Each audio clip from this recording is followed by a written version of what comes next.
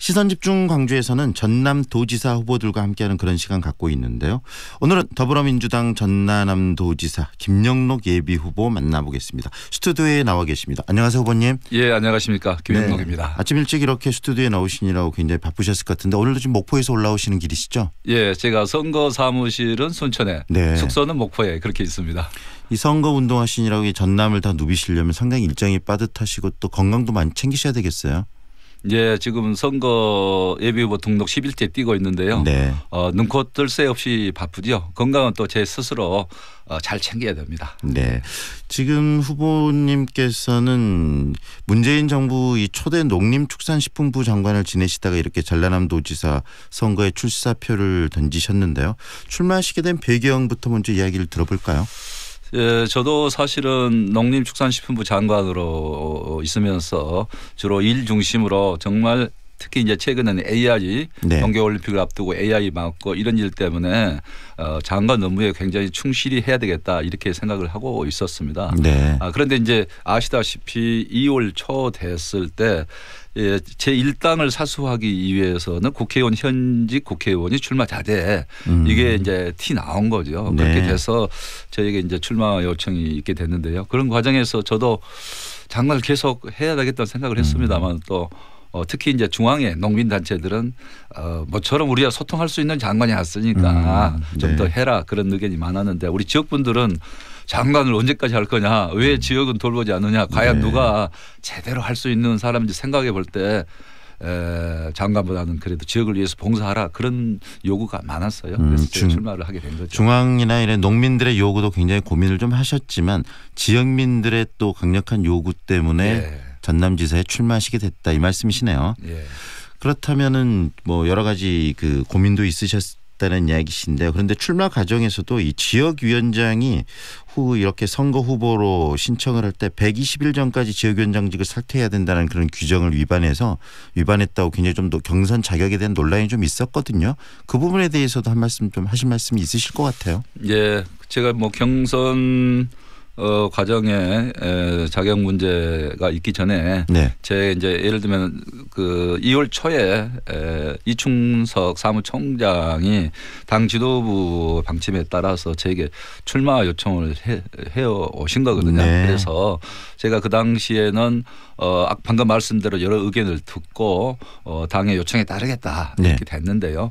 시간이 좀 많이 오래 간 거죠. 그래서 실제 이제 그런 결정이 이루어진 것은 이계호 국회의원께서 그야말로 살신성인의 결단을 해서 3월 12일 날 불출마 선언을 했거든요. 네. 그러니까 3월 10일 날 불출마 선언하기 전까지 저는 국무위원이기 때문에 다른 사람과 달라서 전혀 어떤 조치도 할 수 없었고 또 어떤 의사 표명도 할 수 없는 상황이어서 3월 10일 이후에 이제 대통령께는 3월 13일 날 청와대 집무실에서 제가 출마할 수밖에 없는 상황도 말씀드렸고 대통령께서 그런 걸 다 이해하시고 전라남도를 열심히 해봐라 이렇게 하신 거고 3월 15일에 제가 장관직을 사임을 했거든요. 그러다 보니까 이제 소위 말하는 지역위원장 사퇴할 시한을 놓친 거죠. 당에서 그런 사정을 알기 때문에 저희에 대해서는 바로 최고위원회 의결, 당무의 의결을 거쳐서 자격을 회복을 해 준 겁니다. 자격을 회복했고 그리고 이것은 선거법 문제가 아니고 당내 사정 문제입니다. 선거 규정의 그 당내 규정의 문제, 당내 규정의 문제, 선거법의 문제가 아닙니다. 네, 그렇습니다. 그건 선거법 문제는 아니라는 것은 누구나 다 알고 계실 것 같고요. 일단은 그럼 출마 과정에서 있었던 그런 이야기들은 다 정리가 된 것이다라고 말씀을 하시는 거네요. 예, 그렇습니다. 그 전남도를 어떻게 이끌어 가실지 결국은 전남지사 후보로서 가장 많이 고민하시는 부분이 아니실까 싶은데요. 여러 가지 공약을 내셨지만 그 지금 정리된 공약 짧게 좀 소개 좀 해 주시겠습니까? 그 공약 중에서도 제가 첫 번째로 내세우는 공약은 우리 호남에 또 우리 특히 이제 광주 전남에 많은 분들이 우리 광주 전남에 과거에는 많은 인재들이 있었는데 요즘에는 인물 인재가 옛날보다 더 좀 귀한 것 같다 하는 안타까운 마음들을 많이 표시를 하기 때문에 도지사가 역할 중에서 저는 우리 호남에 우리 광주 전남에 인물, 인재 키우는 것이 첫 번째 중요한 일이다 네. 이렇게 생각하고 저는 맨 처음에 이번에 출마 선언하고 올 때도 그걸 제일 먼저 말씀을 드렸고요. 네. 그다음에 이제 여러 가지 공약들이 있는데요. 또 우리 지역 산업도 일으켜야 되잖아요. 네. 그리고 인구도 지금 계속 줄어가기 때문에 인구도 늘려야 되는데 그런 부분에 있어서는 우리가 가지고 있는 강점 우리가 농수산업이 다른 지역에 비해서 강점이 있거든요. 네. 그래서 그걸 농수축산업 생명산업 벨트를 만들어서 생산도 환경 친화적으로 네. 또 축산도 환경 친화적으로 이렇게 하면서 생산과 또 가공 유통 수출은 도시 지역에서 담당해서 네. 이 농생명 산업을 앞으로 우리의 전략 미래 산업으로 해야 되겠다 이런 생각을 하고 있습니다.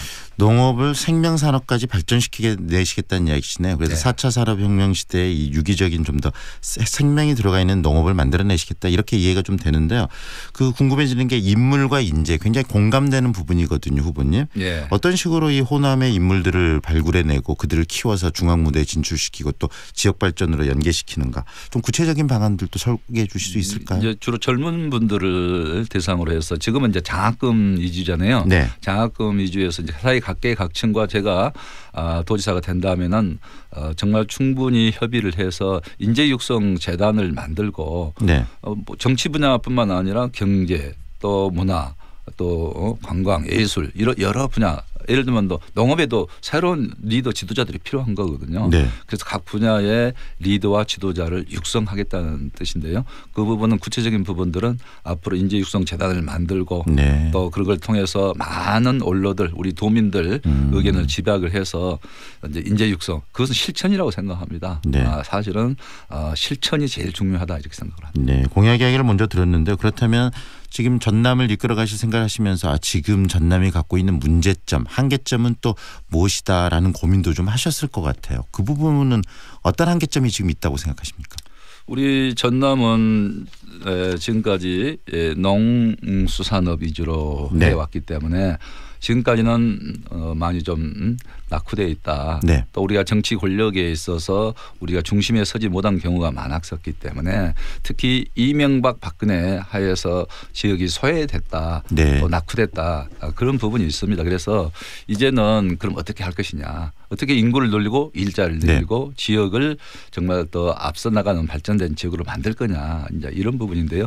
그래서 방금 제가 말씀대로 인재를 키우고 네. 또 우리 지역의 농수 축산 생명산업 벨트를 만들고 네. 신산업이랄지 미래산업을 지금 현재 우리가 또 전라남도가 공업 분야도 꼭 뒤떨어진 게 아닙니다. 네. 신산업 분야를 우리 동부 지역을 중심으로서 일으키고 또 이렇게 하면은 우리가 발전의 모멘텀을 잡을 수 있다. 이제는 저는 이렇게 생각합니다. 과거에 발전됐던 지역이 이제는 내리막길로 갈 상황에 직면해 네. 있는 거고 네. 우리 전남 같은 경우는 말 그대로 아껴놓은 땅 우리가 그랬는데 이제는 오히려 우리가 새로운 발전의 기회로 가고 있다. 농업도 마찬가지입니다. 농업도 과거에는 사양산업이 됐지만 지금은 네. 미래 생명산업이다. 많은 학자들이 동의하고 있고 우리 국민들도 동의하고 있는 거거든요. 네. 그래서 우리 전남은 미래 생명산업에 아껴놓은 땅이 될 수 있도록 그렇게 가면 된다 생각합니다. 네. 지금까지 그게 미래 비전입니다. 네. 낙후되어 있었기 때문에 더 앞으로 가능성은 높다라고 보시는 그렇죠. 거고요. 네. 우리 후보님 이렇게 뭐 다른 후보들과 경선도 치르시고 본선도 이제 치르실 텐데요. 먼저 경선에서 이 당내 다른 후보들과의 좀 차별성, 후보님만의 강점이 있다면은 어떤 강점이 있다고 보십니까? 다른 후보님들도 물론 훌륭하시죠. 그렇지만은 제가 생각할 때는 제가 전라남도에 한 18년 정도 공직 생활을 했거든요. 네. 그래서 전라남도 사무관도 했고 전라남도에서 경제통상국장, 자치행정국장 그리고 강진 안도 군수, 목포 부시장 마지막에는 네. 행정부지사로 있다가 이명박 대통령 정부가 되니까 과연 내가 여기서 뭘 하겠냐 싶어서 행정부지사를 박차고 나와서 국회의원 출마해서 이제 재선 국회의원까지 한 거거든요. 네.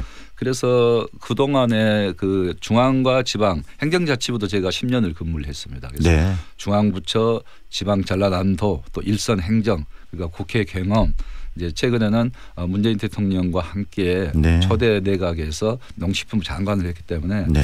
이런 두루 갖춘 경험이 제게는 있습니다. 그런데 저는 이것을 정말 과분하게 받은 정말 직분이다. 네. 이렇게 생각하고 이것을 이제는 우리 지역에 우리 고향에 우리 전남 도민에게 봉사하는 마음으로 일하겠다. 그게 저에게 주어진 책무고 우리 도민의 명령이라고 생각합니다.